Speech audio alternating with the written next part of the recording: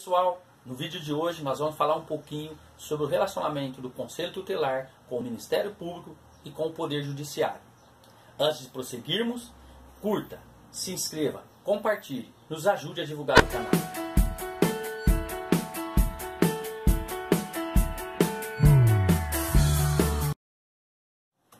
Pois bem, pessoal, resolvi gravar esse vídeo que eu acho o tema bastante pertinente e vai ser bastante rapidinho.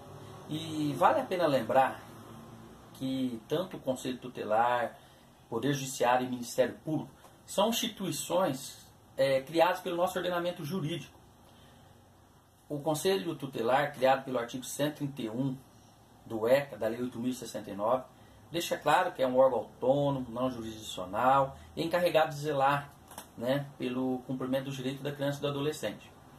Bem assim como o Ministério Público, no artigo 127 da Constituição Federal, onde deixa claro que uma das incumbências do Ministério Público é zelar pela ordem jurídica, pela democracia, enfim. O Poder Judiciário, elencado no artigo 92 da mesma Constituição Federal, onde deixa claro o seu poder, a sua função, as suas competências, enfim, tudo muito bem regulado pelo nosso ordenamento jurídico. E aí, eu encontro conselheiro, eu fico a pensar, diante das informações, diante do que a gente vê na mídia, diante do que é vinculado aí nas redes sociais, eu fico a pensar o porquê de tanto conflito entre o Conselho Tutelar e o Ministério Público ou o Poder Judiciário. Eu não consigo entender, se cada órgão já tem as suas competências definidas em lei, eu não consigo entender o porquê de tanta desavença entre esses órgãos. Haja vista, e quero até aqui fazer uma analogia minha, que eu faço, a nossa Constituição Federal deixa claro, por exemplo, que os três poderes da República, o Judiciário, o Legislativo e o Executivo, são poderes independentes, porém harmônicos entre si. E aí eu faço analogia para a nossa área. O porquê não do Poder Judiciário, o Ministério Público e o Conselho Tutelar, independente de suas atribuições e competências diferenciadas e definidas na lei, por que não ter um relacionamento harmônico também? Por que não haver esse relacionamento, esse bom senso? Enfim, pessoal, se nós três, Conselho Tutelar, Poder Judiciário e Ministério Público, estamos trabalhando por aquele que mais precisa, pelas crianças e adolescentes, que são ameaçados ou que tenham seus direitos violados, seja pelo Estado, seja pela sociedade, seja pelos pais responsáveis, enfim.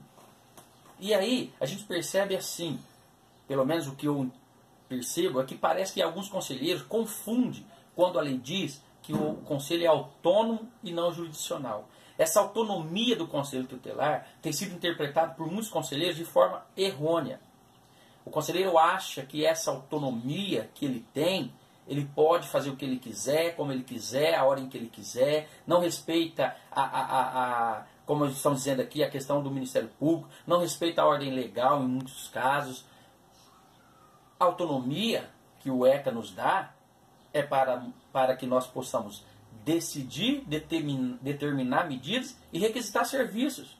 A autonomia nossa não é de mandar em alguém ou de mandar em qualquer outra autoridade. Eu tenho história e vejo informações e vejo reportagens e Conselho Tutelar querendo mandar em prefeito, desafia vereador, enfim, parece que está meio confuso, apesar de que o ECA existe há mais de 30 anos especificamente esse ano, e aí alguns conselheiros ainda conseguem interpretar errado o próprio ECA. E aí fica essa desarmonia, porque a gente, como eu já disse, é reportagem, é Ministério Público processando conselheiro, é conselheiro sendo processado por CMDCA, é Poder Judiciário caçando o mandato de conselheiro, e tudo isso, sabe por quê? No meu entender, porque o conselheiro não se atém ao que diz o ECA, as suas competências prescritas no artigo 136. Ele sabe, e o ECA, na verdade, deixou claro, quando é que nós conselheiros devemos encaminhar ao Poder Judiciário, quando é que nós devemos representar ao Ministério Público e quando é que nós podemos tomar nossas decisões enquanto conselheiro tutelar.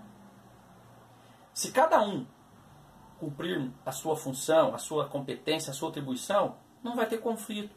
Se não tiver conselheiro querendo ensinar juiz, se não tiver promotor querendo ensinar conselheiro, enfim, e vice-versa, dá para ter um relacionamento harmônico.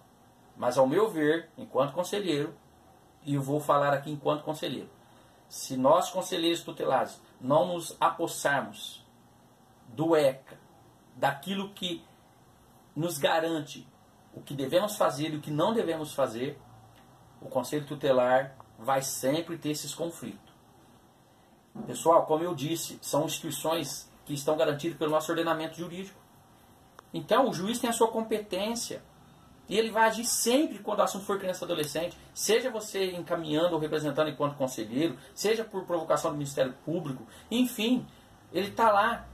O nosso ECA diz que no artigo 112 ele precisa aplicar as medidas socioeducativas e não é o Conselho Tutelar que aplica a medida socioeducativa e tem conselheiro querendo fazer medida socioeducativa. Enfim, o Ministério Público pode agir também, inclusive no artigo 200 ao 205 do ECA, está lá uma das competências do poder do Ministério Público em relação à criança e adolescente. Está tudo muito bem inscrito e prescrito. O que falta para muitos conselheiros é ler ECA, é ler lei, é entender um pouquinho do nosso ordenamento jurídico e respeitar as instituições, seja ela poder público, seja ela Ministério Público, seja ela poder judiciário, seja ele o prefeito, seja ele o vereador, seja ele membros da rede, não importa. Tem que haver esse respeito de um para com o outro. E esse respeito tem que ser, além de tudo, fundamentado nos princípios legais. Até onde o ECA diz que o conselheiro pode ir? Até onde a lei diz que o Poder Judiciário pode ir? Até onde a lei diz que o Ministério Público pode agir? É isso, pessoal. Cada um agindo dentro da sua competência legal, não vai ter conflito, não vai ter briga, não vai ter conselheiro achando que manda em Ministério Público ou Poder Judiciário, não vai ter Ministério Público querendo ensinar conselheiro tutelar, não vai ter Poder Judiciário determinando ou dando sentença de ordem que o conselho deve cumprir coisa que não é para cumprir.